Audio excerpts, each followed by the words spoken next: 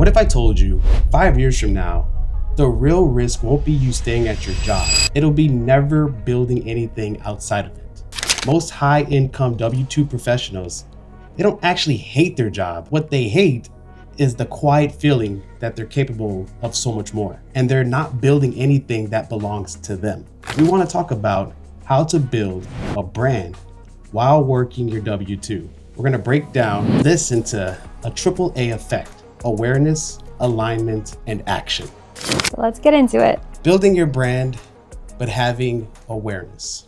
People will sit in their jobs and be so unaware of their own demise.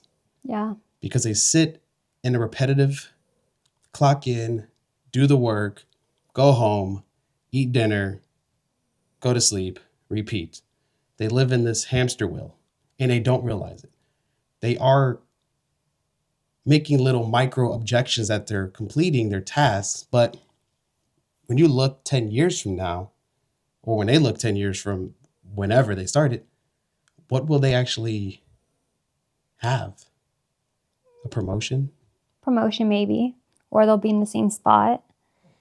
But I think it's the limiting mindset that they think that's all their life is going to be.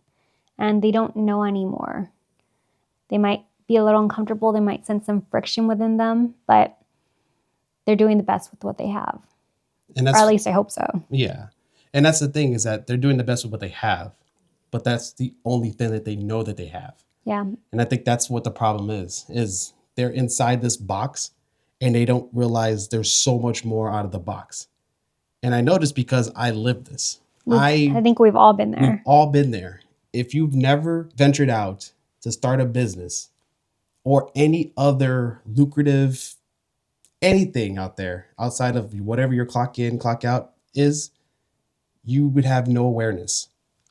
Yeah. That there's so much growth, there's so much potential. You see people driving these fancy cars and nice designer clothes, the watches, and it's like, oh, it must be a lawyer, it must be a doctor. No. It's such a foreign concept too, because before we got into entrepreneurship, when you're a W-2, you're around a lot of W-2s. And if you're a W-2, you're, at least for me, I wasn't watching a lot of mindset things, maybe wellness, but not so much mindset, because what am I going to do? Mindset my way into my next promotion? Maybe. Yeah. But I didn't have a lot of drive in my job as a W-2. So the moment we started getting glimpses of seeing mindset things online, being around more entrepreneurs, then it slowly broke that barrier to reveal more of that to us. Yeah. And planted the seed in us that there could be more. But I think if you never break that barrier, you're not around it, you don't know. It's like that curtain that's in front of you. You don't know what's behind the curtain. No. We have all these dark shaded curtains that are sun-proof. And they don't want you to see the curtain. They don't, because they're afraid and they don't want you to leave. And they want you to stay stuck. Yeah. And I say this because I literally work these 12-hour shifts and I go to my job and I see the same jokes when I walk in. It's like Groundhog's Day. It's ridiculous. They say, oh, there he is. There goes Justin, the swole guy. How was your workout, sir? Every single day. Like, I already say in my mind what they're going to say because it's literally the same thing every day. It is insane now that I'm thinking about it. They watch the same TikTok videos. They have phone stands and they watch TikTok and Instagram and scroll on it like it's TV. Like, that's their thing. And they do that for 12 hours. And all they do is talk hella smack about all these people that are doing something that they're too afraid to do because they say, oh, that's BS, blah, blah, blah, blah, blah. Oh, look at her. She's got this fat butt, but she's going to the gym. She's not eating McDonald's. Or look at this guy with this car. Yeah, he must do drugs. He must do this. He must be a scam. Like, it's crazy to think that that's the mindset that you're limited to. Yeah. And those limiting beliefs are such a real concept. And it's kind of sad, right? That you're in your job that you should be getting some fulfillment out of, being passionate about to some extent. At least I hope so, because that's the career you chose. But you're doing something while you're on the job to get that dopamine fix, to escape what you're currently in. Which is crazy. To escape your reality while you're at work. The reality that you went to schools, paid all this money, got all this debt in to be in this profession that you really didn't know if that's really what you wanted to do, but you chose to stick to it. And now you're trying to now make up the sacrifice of, is this what I really want, by financially chasing the dollars to hopefully replace that void of, I don't know if I want this, but the money's good. Yeah. And you stay in that cycle forever, and then you don't know what to do. I have to go back to school. I got to get my master's because I can't grow in the company to business. The next thing for me, from a nurse to be a nurse practitioner, start my own business, go back to school, get more debt, take all Yeah. these classes I don't need to take, and then you stay stuck, plugged in this system, and you're never happy. I think when you start from that institutional mindset where you have to go to school, that's all you know. Yeah. And for me too, coming out here and getting my master's, getting more reputable college, and then maybe med school in the future, that was just the logical step that I Yeah. had to take to do more for my life. That's what you're supposed to do. That's what we're Yeah. taught. We're taught to get the good grades, go to school, get the good job, raise the family, die hopefully with no debt, and that's repeat it. And there's no growth, and it sucks because you're just draining yourself. You're killing yourself because you're not growing. And you might be growing in your job. You might be learning new things. You might be feeling gung ho, at least in the medical field. I'm saving lives, quote unquote, depending on, who's coming through the door. And you feel some type of, yes, this is what I went to school for.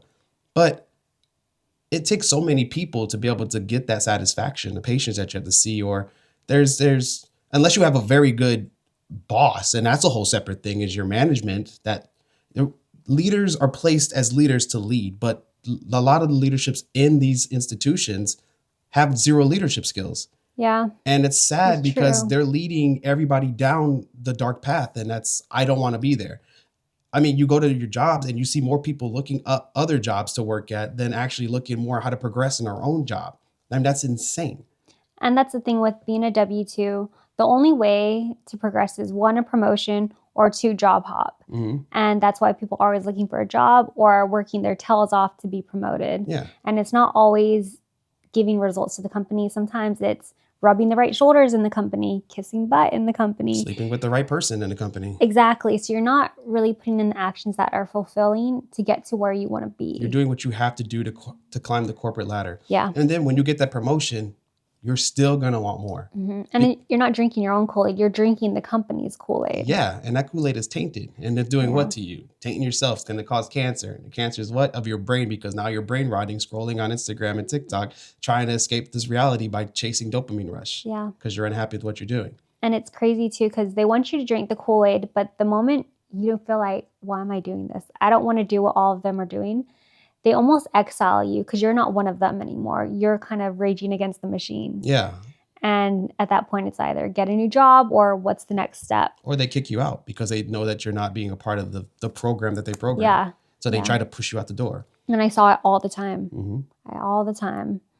And I was in that internal battle too in my corporate job, thinking, okay, am I gonna keep living my days out here in medical sales, just hitting my KPIs and whatever my leader says to do to reach that goal, I'm gonna do, and I'm gonna go to these networking events with them and basically be a mini version of them. And I want to be a version of me. I don't want to be a mini version of anybody else. Yeah.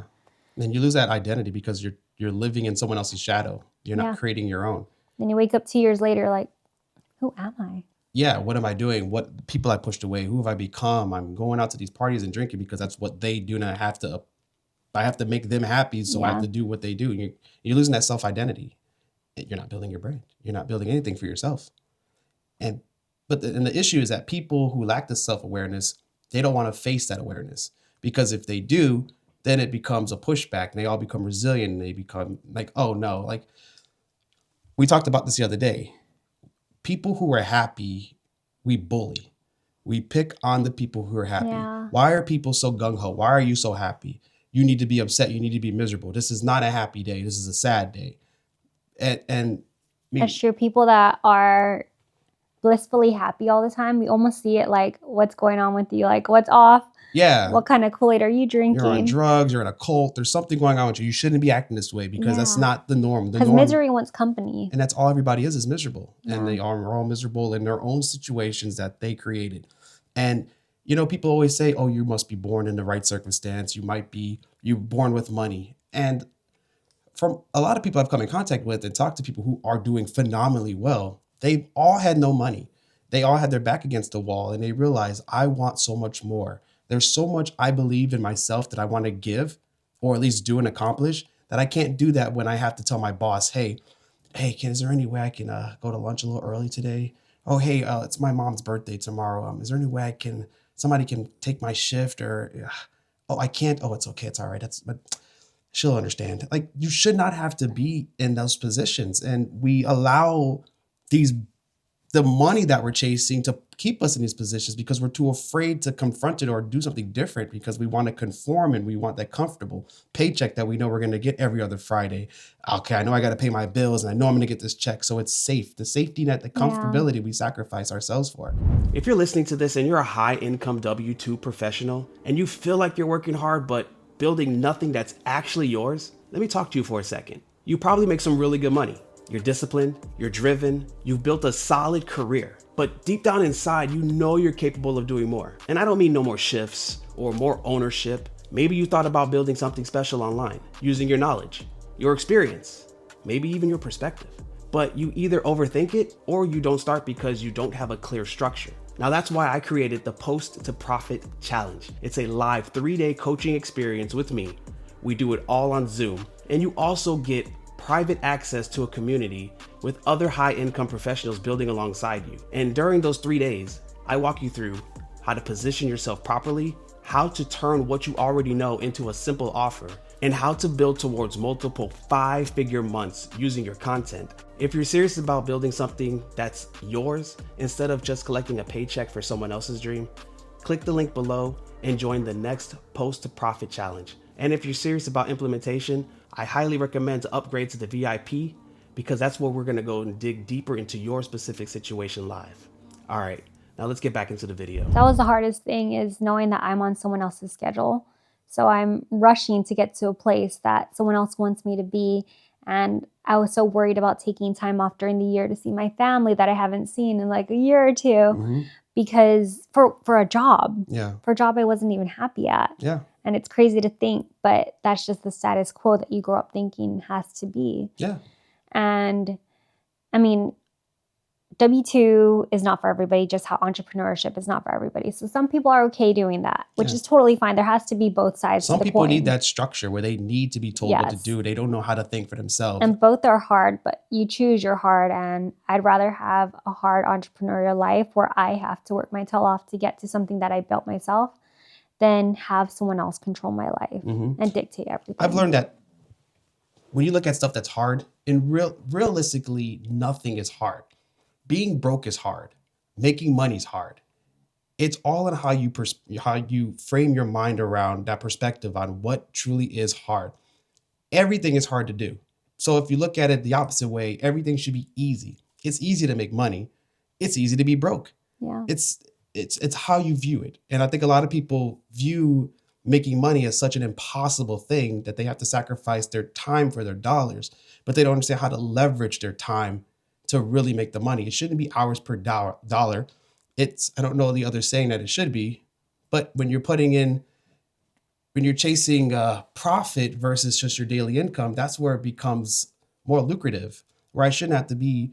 I mean, if you make so much money at $10,000 a day, and I can break it down hourly, it's fun to say, oh yeah, I make, X amount of money a day or an hour. Cool. But you should be chasing that lump sum, not the dollars and the pennies. That's how you would really grow. But they don't think that way. They just think of, I'm worth only $40 an hour. That's my human life value on this earth. And that's insane to think, to put yourself in that position, which is why when you chase these promotions and try to chase these raises or go back to school for a higher certificate to then put another dollar amount on as you for that hour, you're never going to be satisfied because you should have infinite value in how you value yourself. And that's why people devalue themselves. That's why people get obese. The divorce rate's high because they have no they have no self-awareness. They have no self-motivation. Yeah, and the awareness is a big thing. I think if you're at a W-2 job that you are aware that you are happy at, that is great. I think that if you found that in a corporate job that's stable, amazing. But if you are trading your time for money at some place that you're not happy with, I think you have to really dig deep in yourself and evaluate, is this what I want to still be at in 10 years?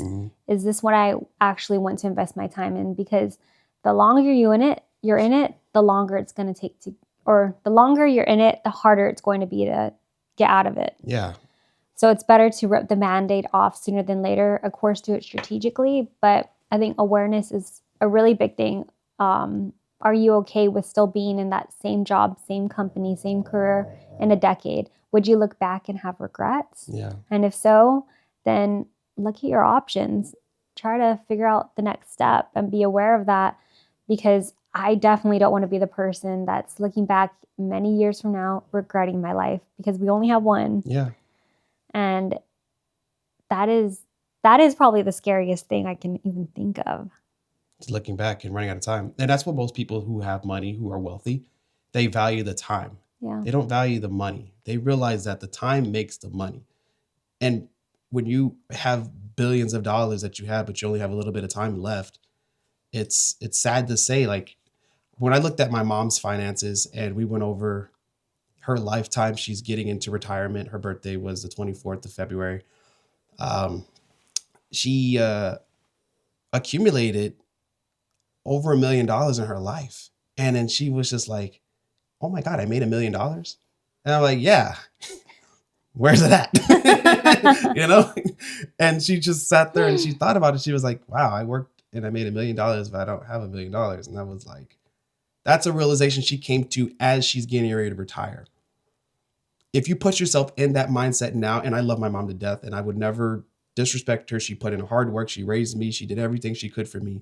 She did. It's up to me to be able to have that realization while I'm young that she has now, and then empower myself so that way I could take care of her and then my future children. So that way I don't have that realization, but I'll have a seed that's already planted for them, and keep that momentum going where the wealth will always be building, not trying to catch up. Yeah.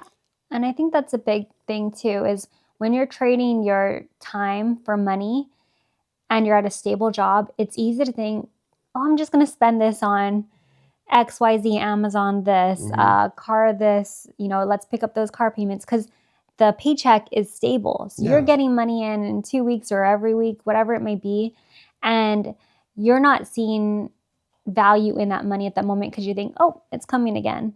But when you're building something for yourself and money is not stable, entrepreneur life is hard, because it takes a lot to get off the ground, and things change. So many variables can change on a dime, and you are the business. Yeah. So knowing that you need to protect and grow what's coming in, you actually see the value of money. Yeah. And you can either be really smart with it or really dumb.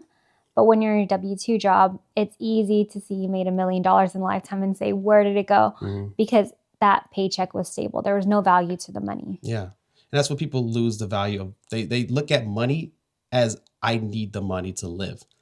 They don't work to live. They live to work. And that's the opposite. Entrepreneurship lives to work because they enjoy the work so much. But then W-2, they have to work to live because they need that paycheck to make those monthly requirements and not lose what they have, because they dig themselves in the hole. But people don't understand how to leverage the money that they have, and they don't know how to use money as what it is, and that's being a tool. You use the money as cash flow to continue to build more money, because money moves and it should circulate through whichever you're doing. If it's buying real estate, if it's using your life insurance policies to then build residuals through that, anything you want to do.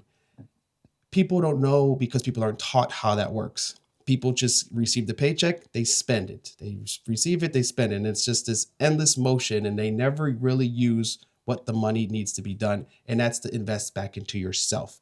And when you invest in yourself, and that right there is a diluted thing, or it could be overwhelming because, well, I went to college, I invested in myself. Okay, you kind of did. How much of that money did you spend going to a bunch of random classes that you are not even using to then be in a career that you're still not trying to be in? Is that a wise investment? And this was brought to my attention, which I thought was so genius. We get out of high school and we're thrown all this money before we're even 21 on taking out these student loans for hundreds of thousands of dollars. Oh, just pay it back when you graduate. Yeah. Oh, Parent Plus, yeah, just tag your parents on it. Just here's the money, go to school, do what you're gonna do.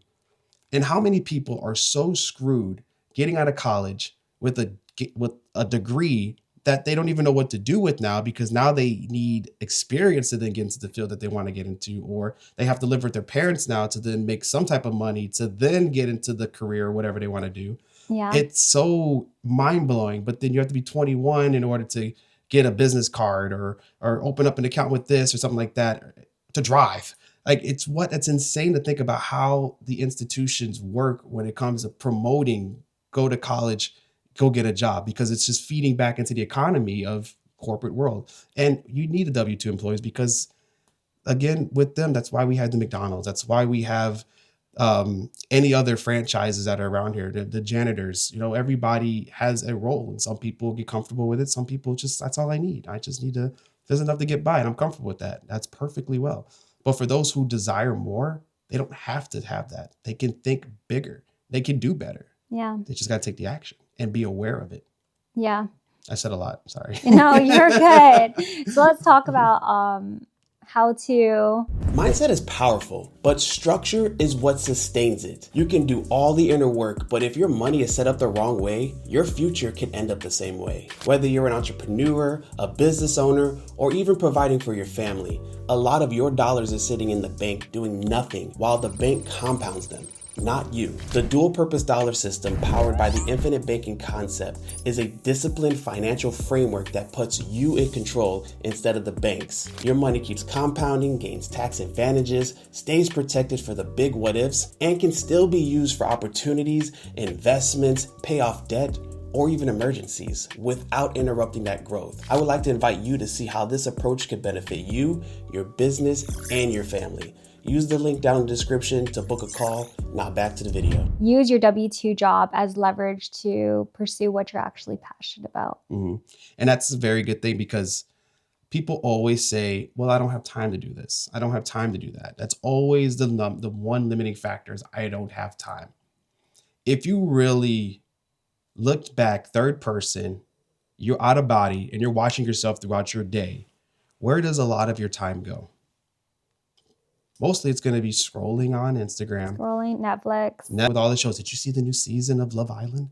Did you see the new Stranger Things? I watched all of it. Yep. Going to dinners every other night with friends, family, whoever it may be. Every weekend, going out with the boys or going to the parties, clubs, if you're still doing that.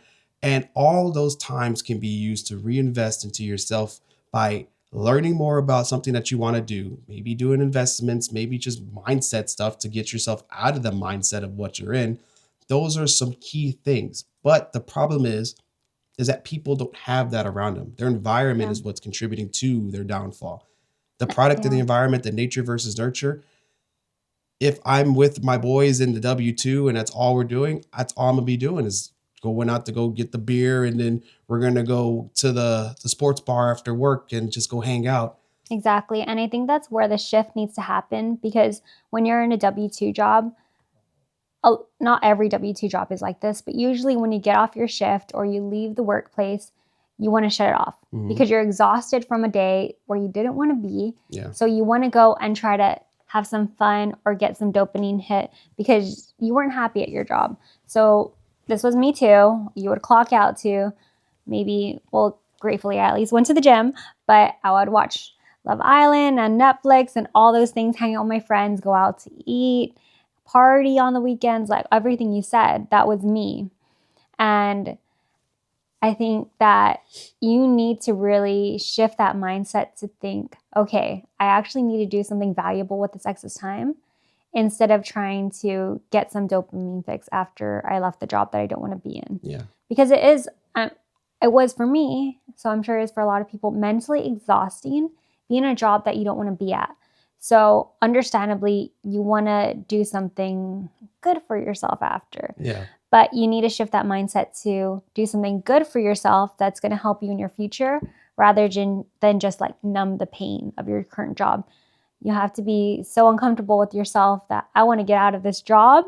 So let's do something that's going to feed back into my cup and not just be temporarily enjoyable. I guess, how do you do that though? Like that's where most people get stuck. Maybe they do have the self-awareness. Maybe they see the problems, but they don't know, how do I even get that ball rolling? I think surrounding yourself, if you don't have people around you that are in that mindset, at least, whether it's W-2 or entrepreneurial, finding that community online, watching a video. That's a big thing. There are so many resources out there, whether it's women, men, family people, I don't know, alpha male. There are a lot of people out there that are going to give you content that would help you make that next step. And I think searching for it, luckily we're in a time where social media is big. You don't have to physically go and see someone. You don't have to find a mentor in person. You can find a mentor online. Even if you're not communicating with them, you could just consume that content and at least get that first step to start giving you the motivation to want better for yourself. Mm-hmm. And that's something honestly amazing about our current state of life, because you can find that online. We are exposed to so much. We're exposed to even so many careers and opportunities that our parents never had. Yeah. So there's no better time than now to take advantage of that.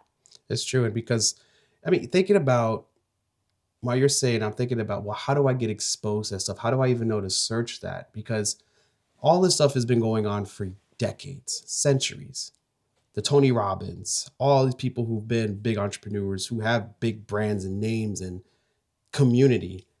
And I find myself, and I'll use myself as a perfect example. When I went to work, I literally would just sit there at work and just make it through the shift. Oh, I'm just here to take their money. Oh, this is an easy shift here. And while I was there, I was not using my time to actually use it for investing in myself, watching videos, reading stuff, books, or anything like that. What did I do? Play video games, scroll around, just have idle chit chat, gossip at work about who's doing what and what's doing wrong this. And I did this for years. And once I finally found the unhappiness that I was having and seeing people who were successful and people who grew up with me or I grew up with, and I'm watching them do phenomenal things. I'm like, what the hell? What's he doing? And then I start getting a little nosy, paying attention to it. And I just see the patterns that they've done, and it's not what we're all doing. And it's like, oh crap. So that's how you do it. You just don't do what they're doing. You do what they're doing. The success leaves the clues, and people don't know how to follow the clues to reach that success. And once I was able to find that, I started having that realization where it's like, and I don't want to say woke, but like I woke up from the dream and I see everybody else complaining about the same things they've been complaining about for 5 years at the job, unhappy about their pay. Oh, corporate's making us do this here. Oh, these patients are checking in when we know we work in the ER, but we're getting upset that they're still coming in. No shit. Like, and it's like, we are still upset about the same things. And once I realized, why are we upset? Why am I upset? Oh, they don't have the awareness of their situation, but I do. Not saying I'm better than them, but it's like, that was such a coming to Jesus moment for me that I said, wow, I was like that whole time. That's why I was so miserable. That's why I was so in this box, and the box is open. So now it's like endless possibilities of just excitement and happiness. Like, oh my God, I could do this. I could do that. I could do a business for this. I could do coaching. I could sell life insurance. I can build brands for people. Like, it's endless. And I understand why people say this generation has the easiest time to make money because they have so much opportunity, and toss in AI. Like, it's insane.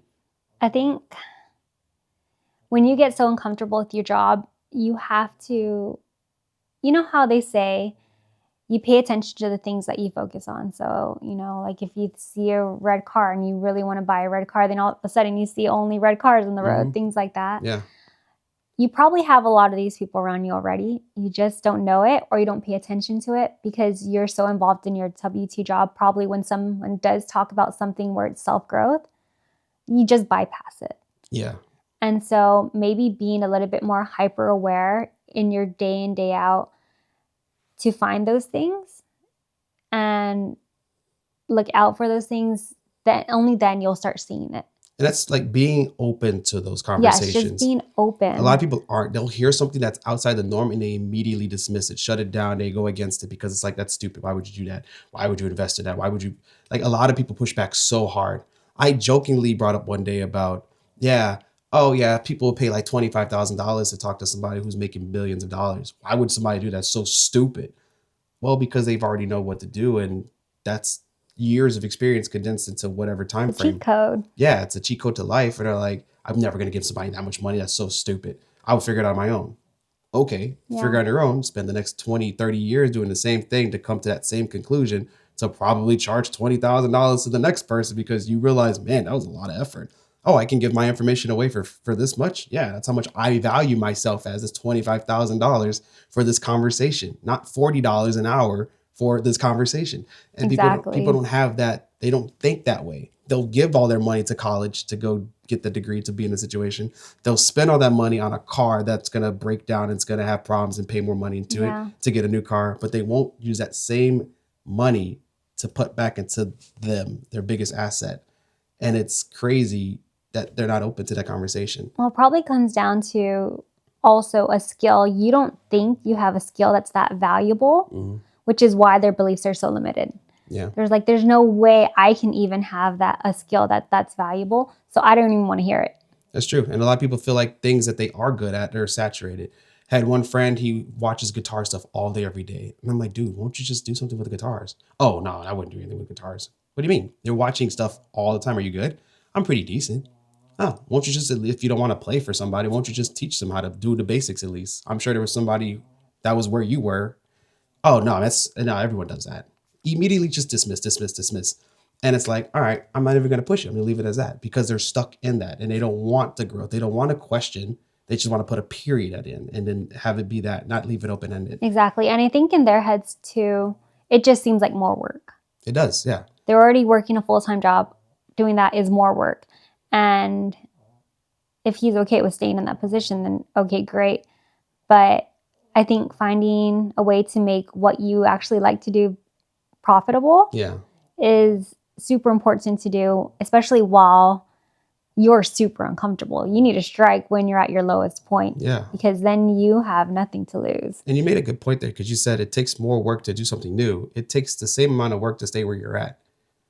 To sit there and be miserable and unhappy and look for other jobs and all this stuff. I mean, it's the same amount of effort. You're doing what you don't want to do. That's true. You're taking up a lot of emotional bandwidth looking for other jobs, still walking into your job that you're looking at other jobs for. Yeah.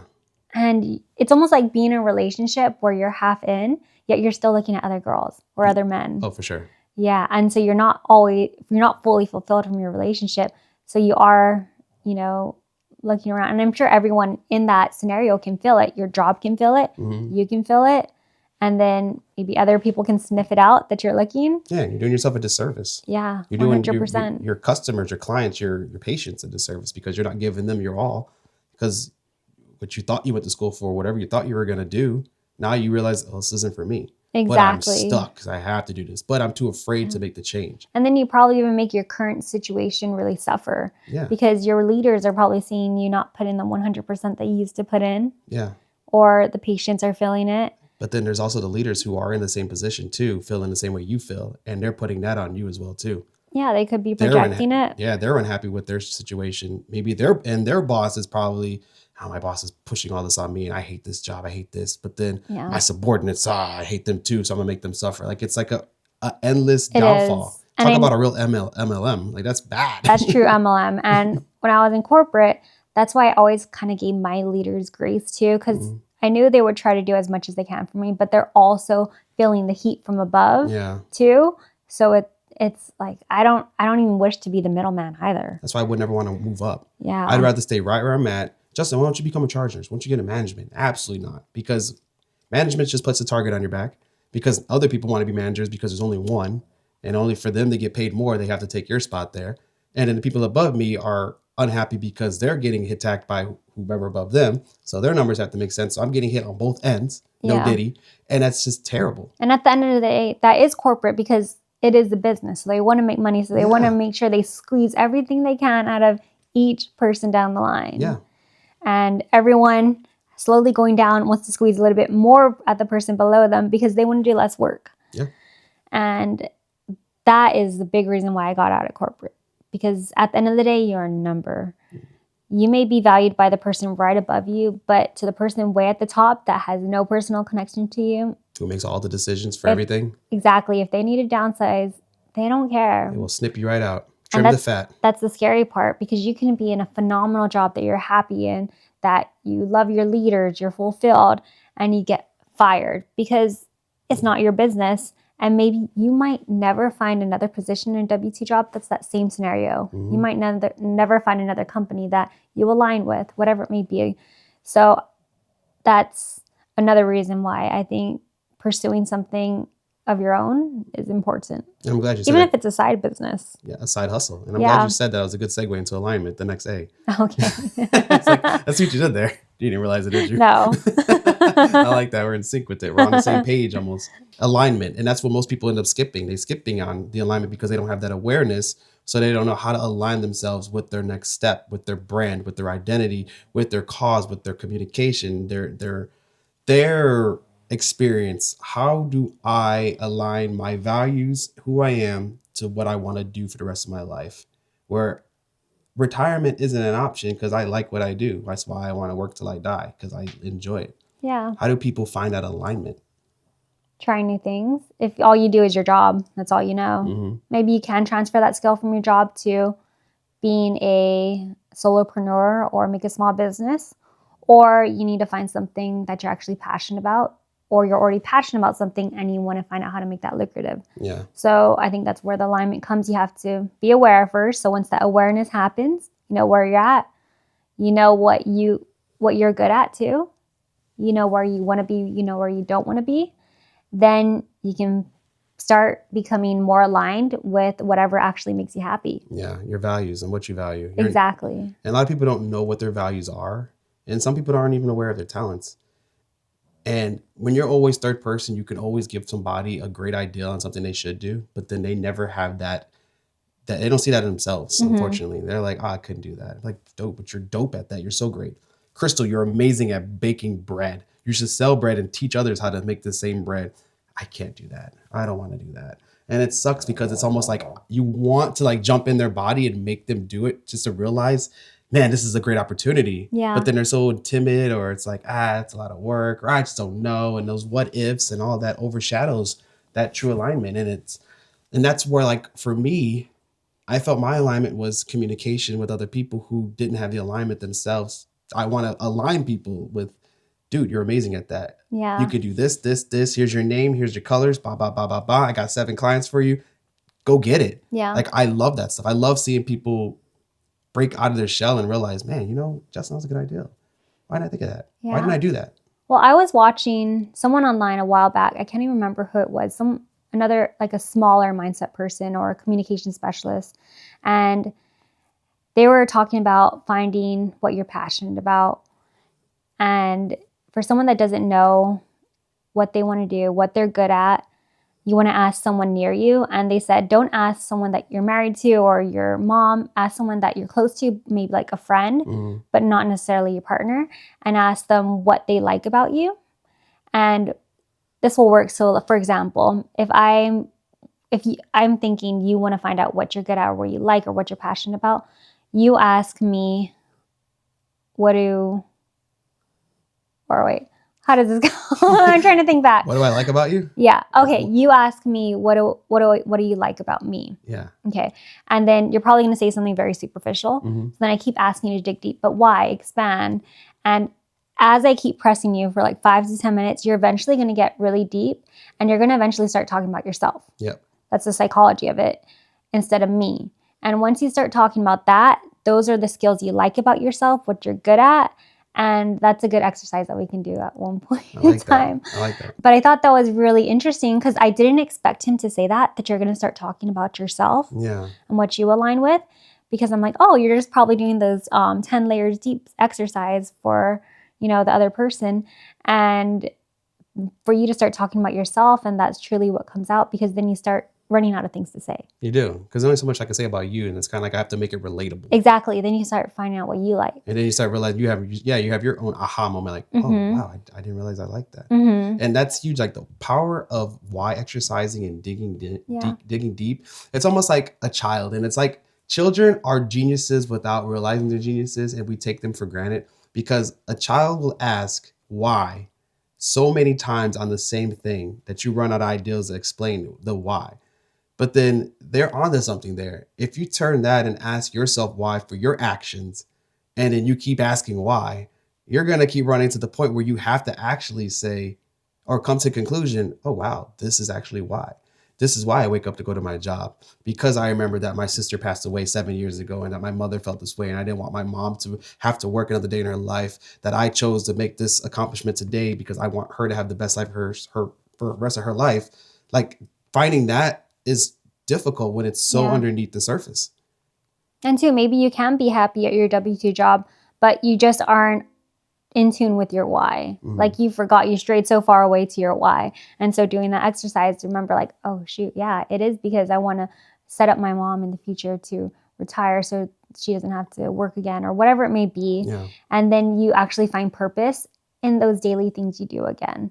And it could be anything. You could be a janitor and have purpose, but being in tune with your why. And if you can't even find that in your W-2 job, I think that's when you really need to start being aware. And that's something when you said janitor, because I was listening to Omar. If you guys aren't familiar with Omar El Khatori, he's one of my mentors. He works with Myron Golden, another phenomenal mentor. So I indirectly work with Myron Golden. Valuable information and knowledge is just chef's kiss. It's wow. He likes to look at situations very uniquely where a janitor would say, oh, you have to clean this room up.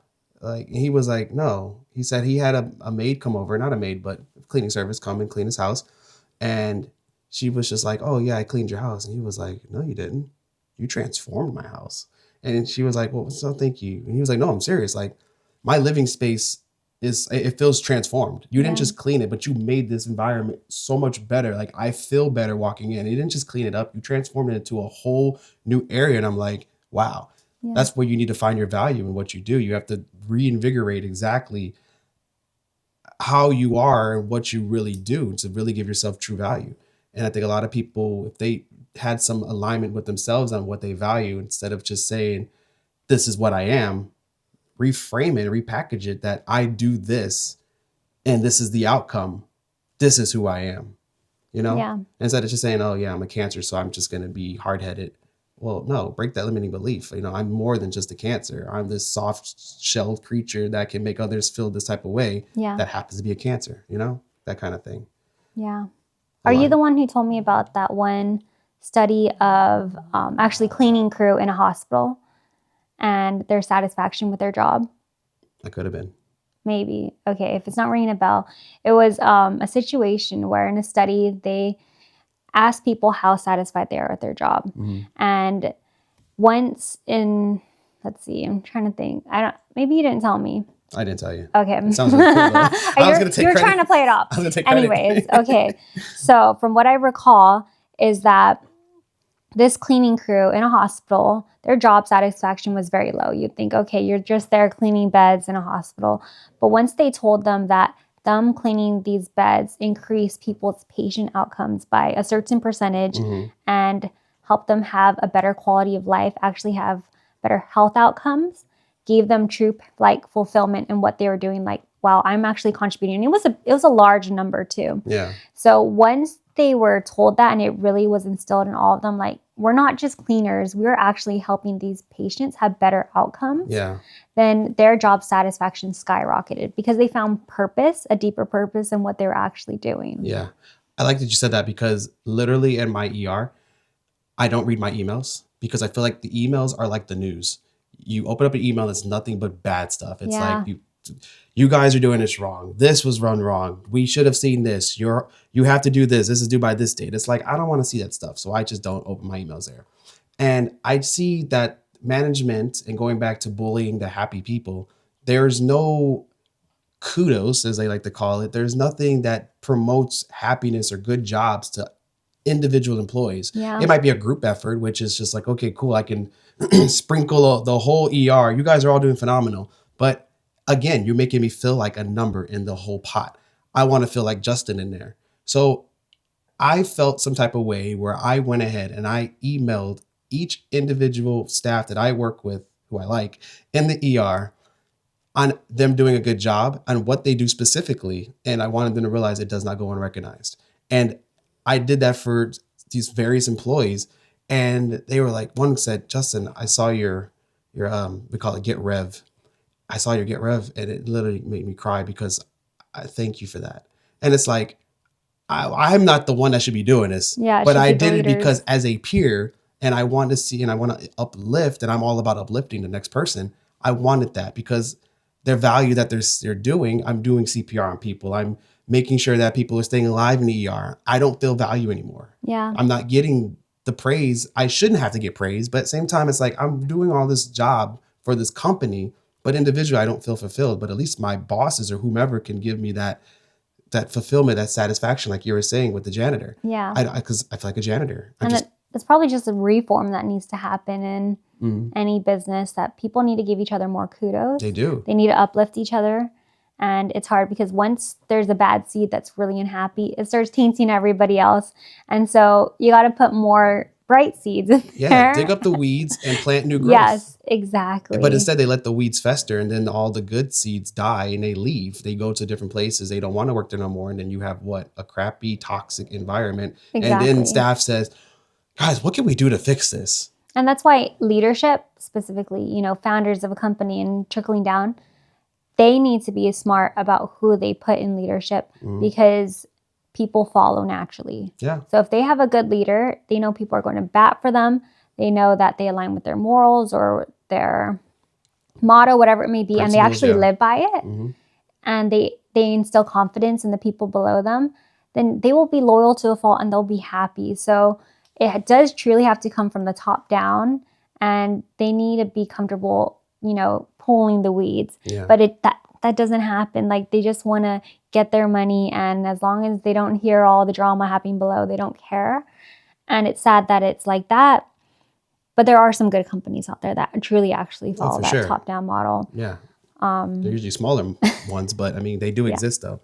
Yeah. And they take care of their people. And that's huge because they realize that I would rather pour into my employees and in my company, because I know that that's going to tenfold my clients, my customer satisfaction. Because if my company's happy, same thing with a marriage. If my house is happy, my business is going to be happy, because we're both going to walk out these doors and be so happy about what we're coming back to that we want to uplift other people because we're so uplifted. Exactly. And one good employee would outweigh 10 bad employees, especially because they're probably turning and burning. You're spending more time training people than actually giving back. So if you just invested more into your employees as a business owner or as a leader, then that would increase your productivity by, I want to say, tenfold at least. Yeah, 100%. Yeah. And that's where the alignment comes from, is aligning your values, your morals, who you are as a person with what you want your brand to be, and how you're able to get rid of those limiting beliefs that you may have while you're at your job, that you can build something, set that seed of, man, I think I could do this, and then slowly water it and then watch it grow to the point that I can leave my job. And then I can actually be a part of the alignment that's really me. And for that to happen, you have to take action, which is your third A for the AAA, action planning, because action takers are money makers. People say that they want to do stuff all the time. I'm going to do that. I want to do this. I will do that. Those are all future tense. And it's easy to talk about what you can do or what you did because, back in high school, which is everyone's classic go-to. Yeah, in high school, I weighed this. Oh, yeah, I used to, back in the day, I was a lot different. I was a lot bigger back then, but there's no I am. There's no like right now. People do not take for granted, or people take for granted what they could be doing right this second. I say I'm going to be building this, but I'm starting right this second because I already have the plans in motion. I'm going to post my first video about my business or what I'm going to do. I'm going to take the opportunity right now and call that one person that I knew was doing well and wanted to connect with them because I want to be like them. Take the actions today. And people don't do that. I think once you do get the awareness and alignment, you need to really think, who do I want to be? So if, for example, your friend that plays the guitar wants to be someone that actually makes a difference in a lot of other people's lives and shows them how to play the guitar online or whatever that may be, and you make, a killing off of that. Yeah. Ideally, of course, you want a good profit out of that. If he is that person making 100, 200K by doing those things online, what is that person actually doing? And then reverse engineer it. So knowing what that person's actions are going to take, the person you want to be, you do it today. And I think that's an important exercise to do, an important thing to implement, because you have identity crisis at that point. You're still in your W-2 job full time, but you're telling yourself you got to do these actions to be this other person. So I think doing that daily alignment with, okay, that's what that person is. That's what they're doing. I need to do that today. And that's where gonna be. Because if I'm not doing that all today, I'm never gonna get to that place in life. I'm never gonna be that person that's doing those things because I can't even start it now. Yeah. So I think that would be the first step if I could go back in time and really have that strong mindset. That's what I would tell myself every single day. Just do it. Yeah. And I like that you said that too about the hold on. That's like my finger hurt here. Oh, okay. You build resentment when you don't take those actions. You get frustrated because you know what you should do, but you're so hesitant about it, and then you have that resentment in the future. I mean, everybody who, and I talk to a lot of older people, and I always ask, even if it's they're married and they're like, oh, I've been married for 50 plus years. I always ask, oh, what's the secret? And they always give me the same kind of answer.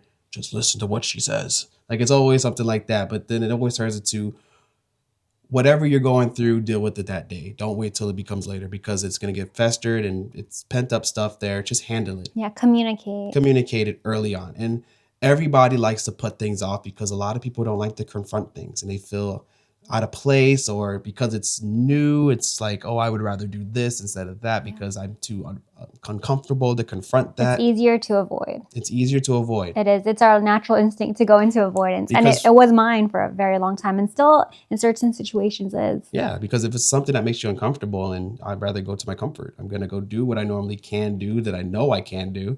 So that way I can stay away from the things that I'm afraid I can't do, and that's the problem. It's a protective mechanism because if you never try it, you never failed. Yeah, exactly. And that's why when you do actions, it reduces the fear. And people who always are afraid and hesitant of doing something new, I always ask, well, how did you get to where you're at today, doing what you're doing now? Well, I mean, yeah, you started, you tried, you messed up probably. Cool. And guess what? You learned from that. And then now you're this person here at this job. Now you know how to do this at XYZ. You could do that again. Yeah. The old saying, you can't teach old dog new tricks. Like, get rid of that. Yep. You can teach, as long as that dog can think and move, teach that dog a trick and make it learn a new trick, and it's going to do a great trick. Even if it's a trick that sucks, it's still a trick. Yeah. So get it, just do it. And that's the problem. People want to have every excuse on why they can't do it and why they shouldn't do it. But realize that your unhappiness, that's going to get you nowhere. And on that too, the confidence to do that first step, the confidence to do that step every single day to get to where you want to be. It's not confidence knowing that you can do it. It's confidence with being okay with failing. Yeah. Being okay with failing day in, day out until you're not failing anymore. Because the only way to not fail is to keep doing it. And if you don't fail the first time, great. But if it takes 100 times failing to get to that time you don't fail, great. But you're still getting to where you want to be. And sitting with yourself, really evaluating, okay, what's worse? Me failing today on that task, or you failing 100 times until I get there and eventually getting there, or still being where I'm at. Yeah. And in 10 years, still being here. Which one's more scary? And I think a lot of us don't analyze that and think, okay, obviously the one being here in 10 years is more scary. Let's freaking do it. Let's go. Yeah. But we don't think of it. We're avoidant in our head, so we don't even process it. But then we should add the avoidance. Don't be avoidant to that step of the A's, because that gets you to action. Exactly. And that's why I put myself in the frame of 20 years from now and really sit in the pain. I see people who are doing the same thing I'm doing, but they've been doing it for twice as long as I have. And I'm like, absolutely not. And I see them miserable, overweight, whatever it may be. And I'm like, let me just sit in the pain that they're experiencing and let me realize that that's not what I want. Yeah. And let me feel that, like really bask in the suckiness of their situation. And it's sad to say, but in order for you to not do something that someone else is doing, you have to know what they're doing that hurts. So that way you can say, I don't want that. Yeah. And the best way to see your future is to look at people that have been doing what you're doing for a very long time. And if you're looking at those people thinking, dang, I don't want to be that, like, hell no, I'm running far away from that situation. Yeah. Then just start. Exactly. And that's the thing, just start. And that's people can't do. Yeah. Because we got to get through the excuses. And that's why you got to be aware. You got to align. You got to not avoid. You just got to take the action. You got to take the action. So process those things. Do not run away from it, because we only have that one life. We only got one chance. Eminem would say, one life, one chance. I don't remember the song though. You're really good at Eminem. What song is that? 8 Mile? Oh, I didn't like that song. What? It's like a staple. That's crazy. I didn't even watch that movie. That's a movie, right? No? All right. So the question is, should you Okay. quit your job? No, don't go all in, Don't especially quit if your you're job. unsure. Don't, if you're in a situation where you don't want to lose your life and lose everything that you have, you built so much, you don't necessarily have to just throw it all away. You have to be strategic with how you move. And Alex Hormozy said this is great. It's not like a cool quote. I don't have anything like that. I'm just going to give you the framework of it. When you go to your 9 to 5 or whatever you're working, your 12 to 12, 7 to 7, whatever it is, you just do that. Just get it done with.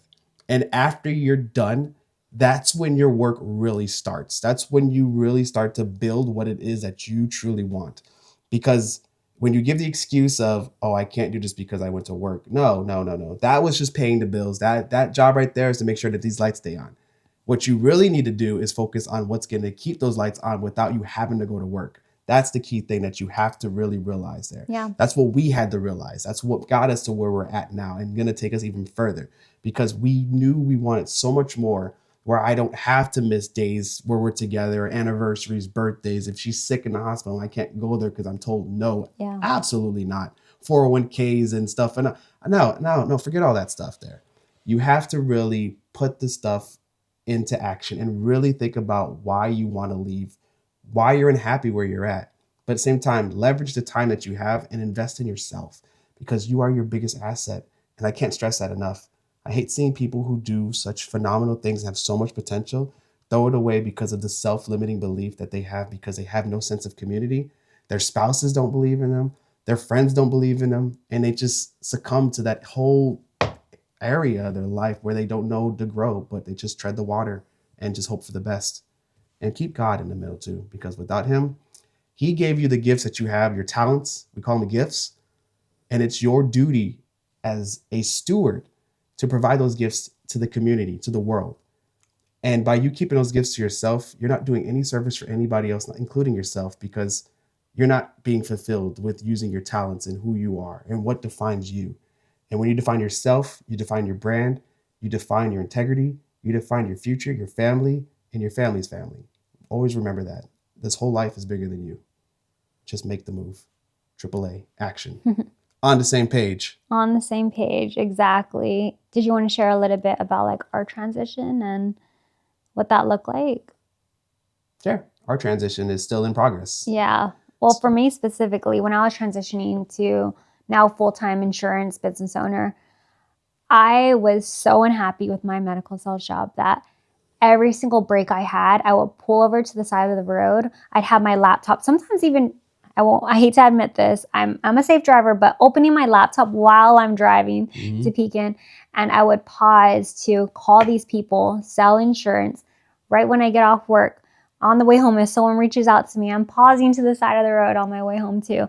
Every single moment in between moment I had, I was using that time valuably. If I had a break, I'm not saying I was on the clock working my other job. Yeah. If you do that, no one needs to know. But every single moment in between I had, I was doing the dang thing that I wanted to do eventually. And it got to the point where I did that so much that I felt comfortable in myself that I was like, okay, I'm making a better income than my current job. Now let me see how long I could do that consistently. And once I did that for a couple months consistently, I'm like, okay, I feel safe enough to jump. And so I jumped. But it wasn't until I put in that work day in, day out with every freaking free time I had. I hated it. I was suffering, but I knew it was temporary. I knew it was temporary to get to where I wanted to be. So I had to go through that phase, very uncomfortable phase in life, to get to a phase in life where I can actually continuously invest in myself. Even though I'm working probably just as hard, everything I'm doing is investing in myself instead of losing my mind playing that double life. Yeah. You will feel it and you will get to a point where you are so fed up with it. That double life is going to be hard, but stick with it. Stick with the double life until you get the other better single life back. Yeah. Or get to that single life that you want to be at. Like a bird leaving the nest and getting ready to fly. It's Yes. too skeptical to take the plunge until it gets pushed in and now it's flying. Yeah. So don't think it's going to get a lot harder before it gets better. But stick with it. I promise you it's worth it. It really is. If you guys are familiar with the Valley of Despair, that's the biggest thing, is that you just go through this valley and then you get deep into it where it's despair until you climb it and you're up at the top and you're soaring. And you learn so much from failure. A lot of people want to avoid it as much as possible, but the failures are what sticks to you. When you're in class, let's say like you were back in school and the teacher called on you and you said the wrong answer and you felt so embarrassed. You felt like, oh my God, everyone's laughing at me. But you remembered that feeling. You remembered feeling that wrong answer, and you start to remember the right answer after you were told the right answer, because that right answer is what kept you going. It's like, oh, okay, I'll never forget that now. Those are life lessons. When you don't look at the failures as teaching, as what I shouldn't do. Okay, I learned not to do that. Don't just dwell on the failures, but just learn from them and apply them. Because when you Exactly. apply them, you apply them not to yourself, but to other people. And then you start learning. Now you're a leader. Oh, don't do this. Follow me this way. As Jesus did with his disciples. I'll show you the way. This is how you start building that trust, building your brand, building yourself up there. So fail as quick as possible. So that way you can have those learning outcomes and then really scale from there. Exactly. And use that W-2 job or whatever stable job you're in, even if it's another business that you're in that you want to get out of, and go to another business. If you're being an entrepreneur to entrepreneur, fail quickly using the money from your other job to fund you, and learn those lessons so that you're going up in the valley of despair. You're no longer in the valley of despair, you're going up at that point. Mm-hmm. Yes, it's going to be like this probably forever, but it's still an upward trajectory. So I think that's very valuable that you said that. I mentioned that because you're going to fail a lot. Mm-hmm. So even if you're not having a steady line of being lucrative while you're trying to live that double life, you're at least using that time to fail. Whether it takes you a couple months, it takes you years, you're getting to a better place, and you're actually putting the actions to make your life better, and not look back 10 years from now and say, what the did I do with my life? Exactly. And that's the biggest thing too, is like what's worse, failing a few times for a few years, or working the same job for 10 years and wishing that you had started to fail because you're really failing and you failed for 10 years because you're still stuck in that same position and now you're too old to make a decision, to make a difference. I would choose. Yeah, and you're never too old. Exactly. Never too old. Don't forget that, by the way. Take the plunge and do it. Can't stress that enough there. Yeah. Well, wrapping it up. Could wrap it up. All right. So I know that was a lot. That was good. I felt good. I felt like I vented. Yeah, you did let out a lot. I felt like I just... a little therapeutic. It did feel therapeutic. It felt good. Okay. I think I just felt frustrated for the people who are frustrated but don't know how to express themselves. Yeah. And the thing with Justin, too, is that he sees a lot of good in people and sees the value they bring, the skills they have, even though they're not using it. So you get so frustrated when you're like, dang, you could be doing a lot more. Like, I wish I had that skill. You have it, but you're not using it. Yeah. And it's hard because you want to inspire them to do something, but they can only take action. They are their only person that can take action. If they see it in themselves, their own way. Exactly. That's why an ideal only sounds good when it comes from them. Yep. Especially they have to think of it themselves. Exactly. That was a good idea. I'm glad I came up with that. I'm glad you did too. I'll do it there. But I led you down the path. Exactly. And that's the thing too. I like that you said that because it made me think of persuade versus convince. Yes. Persuade versus convince. And in sales, convincing somebody is trying to do something in your best interest, to convince somebody to do something in your best interest. Persuading somebody is to get that person out of their own way so that way they can finally make a good decision to do. So we're not trying to convince you to start a business, build your brand, do something on the side to finally do your happiness. We're trying to persuade you to get out of your own way so that way you can build your business, build your brand, build some happiness, and have a happy family life and build something that's everlasting. That's what we're trying to do here. Yep, exactly. And this is not an MLM. We're not trying to recruit you to our business. No. We don't want you as an employee. No. We just want you to do better for your life. We want you to do better. But I will say, though, I'm glad you said that as well, too. We're not recruiting, by the way. But community is a powerful tool.